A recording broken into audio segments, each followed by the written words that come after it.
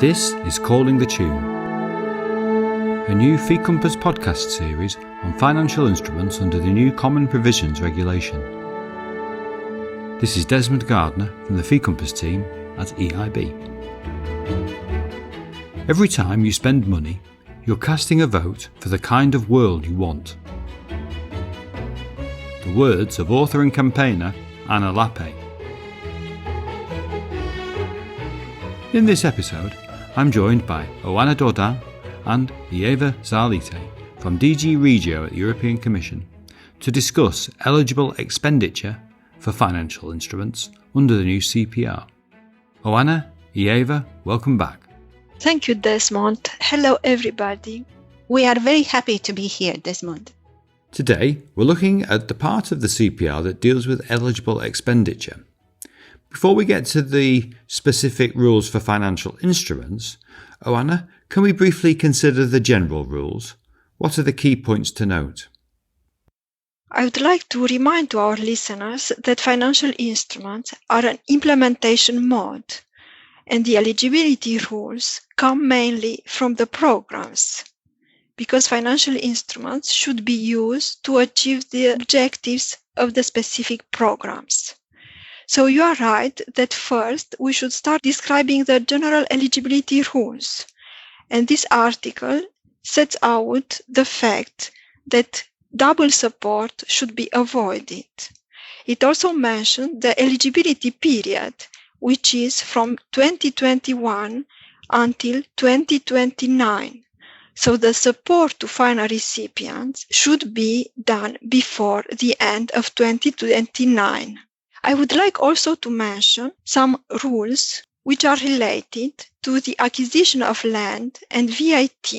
For the acquisition of land, it is possible to have eligible expenditure up to 10% of the investment at the level of the final recipient, or for specific cases, up to 15%. The thresholds are the same as in the current CPR. Regarding the VAT, also the rules didn't change. For financial instruments, VAT for the investments at the level of the final recipient is eligible. In case of combination of financial instruments and grant in one financial instrument operation, the rules for VAT for the grant part are the same as the general rules for grants for VAT. It means that if the grant is below 5 million euros, the VAT is eligible. If the grant is above 5 million euros, including the VAT is not eligible. I would like also to mention that durability provisions do not apply to financial instruments. And Oana, then we have the specific rules for financial instruments. Please can you describe how eligible expenditure is calculated for different types of financial instruments? I would like just to say to our listeners that the purpose of the Commission was to bring all the eligibility rules at one place and to have them in the CPR.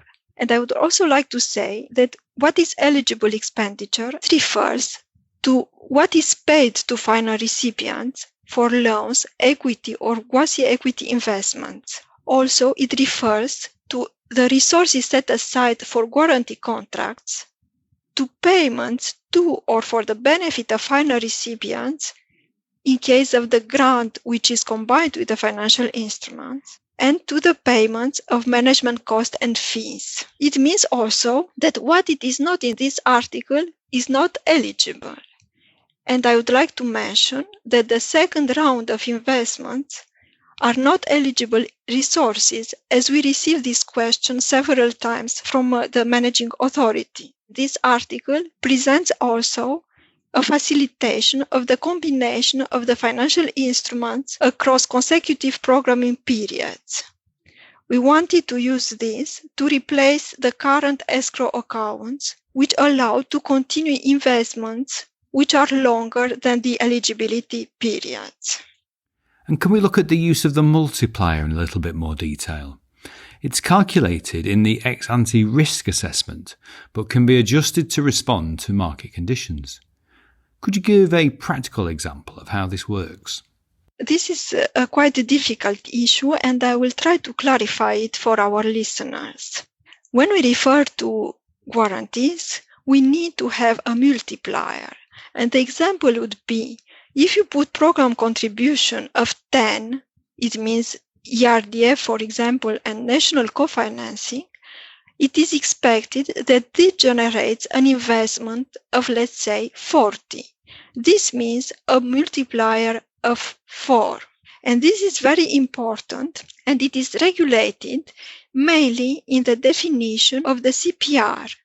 And there we can see that the multiplier ratio is established on the basis of a prudent ex-ante risk assessment. This is a banking practice, and our listeners should not confuse the ex-ante risk assessment with the ex-ante assessment which was done when the financial instruments was set up. Here, the managing authority has to sign with the body implementing a financial instrument a funding agreement, and in this funding agreement should decide about how much a multiplier is on the basis of the market conditions. This body implementing the financial instrument will after select the banks which will give the loans to final recipients. It is indicated that if the agreed amount of loans is not disbursed, the eligible expenditure is reduced proportionally. Of course, the multiplier ratio can be adjusted during the implementation given the market conditions and how the portfolio of loans reacted. In reality, it means that if the loans are not paid back as foreseen, the guarantor or the body implementing the financial instrument has to adjust their risk and to modify the multiplier ratio. However, as it is defined in the article, the multiplier ratio cannot affect the loans which are paid back. So the change of the multiplier ratio will not change the eligible expenditure for the loans which are paid back because those loans do not bear any risk anymore. Let's now turn to the part of the new CPR that relates to management costs and fees. Ieva, there are several features of the rules in this area. Let's start with the easiest part, which is when a financial intermediary is selected through competitive tender. What are the rules in such a case? In relation to management costs and fees, this is an easiest part in these provisions. Indeed, when a financial intermediary is selected through an open tender, the price of the service that this financial intermediary will deliver is the outcome of the competition, and the calculation and remuneration methodology will be established in the funding agreement. These management costs and fees charged by the financial intermediary will be declared as eligible expenditure to the Commission. So, moving on to direct award, there are a number of different thresholds for management costs and fees. Please could you summarise them for our listeners? Yes, here I would like to highlight that the provisions recognize the differentiation between the different types of funds and products, and this is reflected in the thresholds. So where the bodies implementing a holding fund are selected in a direct award of contract, the agreed percentages are 5% for holding funds where guarantee or loan funds operate in the holding fund structure, or it is 7% if the holding fund covers an equity fund. For the bodies implementing a specific fund, the thresholds are different, and for specific funds which provide loans and guarantees, the percentage is set to be 7%, and in case of equity, it is set to be at 15%. And the CPR requires the fees to be performance-based. What sort of methodology do you expect to see adopted by managing authorities? Will it depend on the type of financial instrument? Yes, indeed. If we compare to the past, many of our listeners will recall that in the programming period 14-20, we have a very extensive calculation methodology for determining eligible management costs and fees, where the financial intermediaries are awarded the contract directly. For the future, this calculation methodology is significantly simplified, and when we look at the text of the Common Provisions Regulation, we see that all the provisions in relation to the management costs and fees are brought into the main text of the regulation. So we no longer need to look into different legal acts. All the rules are in one place. And if we speak about the methodology itself, in a way, it's quite simple, because to determine eligible management costs and fees, we have to take the thresholds, the percentages that we talked about just before, and we apply these thresholds to the amounts of program resources disbursed to final recipients, or in case of guarantees, to the amounts set aside for guarantee contracts. So overall, this calculation is much more simple. And the final amount of the eligible management costs and fees, these we will know at closure of the programs. What is also important to recall, and here the rules haven't changed, where the arrangement fees or any part that the financial intermediary charges to final recipients, these amounts should not be declared as eligible expenditure.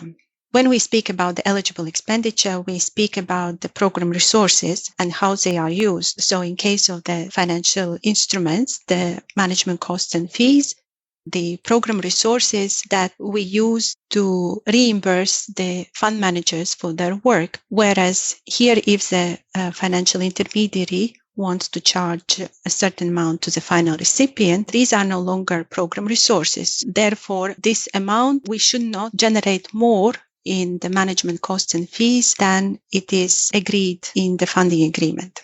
Finally, we discussed in an earlier episode of this podcast how, where financial instruments and grants are combined in a single operation, the financial instrument rules apply. Oana, is this the case when calculating management costs and fees for these combined financial instruments?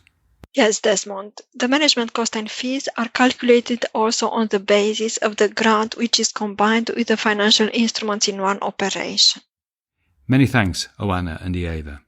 As ever, you've been very open and clear about how these regulations will operate.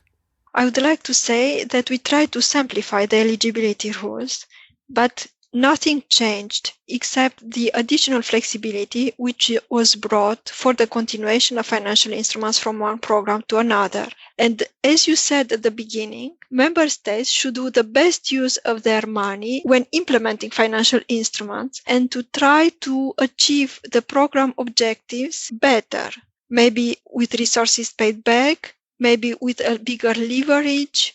It is their decision, and we trust them they will do the best choices. I would like to thank our listeners for their attention, and I hope that the eligibility rules being now in one legal text will help and facilitate the implementation of financial instruments. Thank you very much. A big thank you also to our listeners for tuning in today to this episode of the Fee Compass Calling the Tune podcast.